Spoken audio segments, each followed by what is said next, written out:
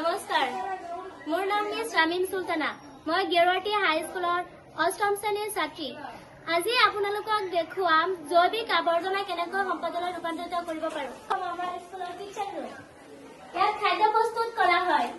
খাদ্য বস্তু বা শাক পাচলিৰ যিখিনি দৰকাৰ হয় সেইখিনিতো ৰান্ধে। বাকী থকা অংশবোৰ কেনেকৈ জৈৱিক সম্পদলৈ ৰূপান্তৰিত কৰিব পাৰোঁ। এইটো আৱৰ্জনা পকি আছে। ইয়াত আমি এতিয়া দুটা বাল্টি লৈছো।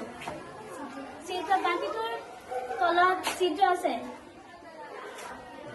ইয়াতে চাওক আৱৰ্জনাবোৰ পকি আছে। এই আৱৰ্জনাবোৰ গেলি পচি পৰিৱেশটো প্ৰদূষণ কৰিব।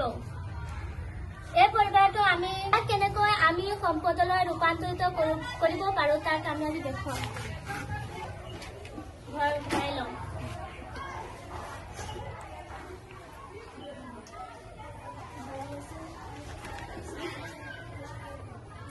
এতিয়া আমি বাল্টিৰ ওপৰত এটা মাছলাৰে ঢাকি দিছো। ইয়াত পচন কাৰ্য হ'ব। পচন কাৰ্যৰ ফলত ইয়াৰ পৰা পানী ওলাই এইটোত জমা হ'ব। তাৰপিছত ওপৰখিনি গোটা সাৰুৱা হয়। ওপৰৰ পানীখিনি আমি বাগিচা খেতিপথাৰত দিব পাৰোঁ। ইয়াৰ পৰা গোটা সাৰ প্ৰস্তুত হ'ব। এই সাৰ আমি খেতিপথাৰত বাগিচাত ব্যৱহাৰ কৰিব পাৰোঁ। এনেদৰে আমি ঘৰুৱা আৱৰ্জনাবোৰ সম্পদলৈ ৰূপান্তৰিত কৰিব পাৰোঁ। আমাৰ এই প্ৰকল্পৰ মূল উদ্দেশ্য। Thank U.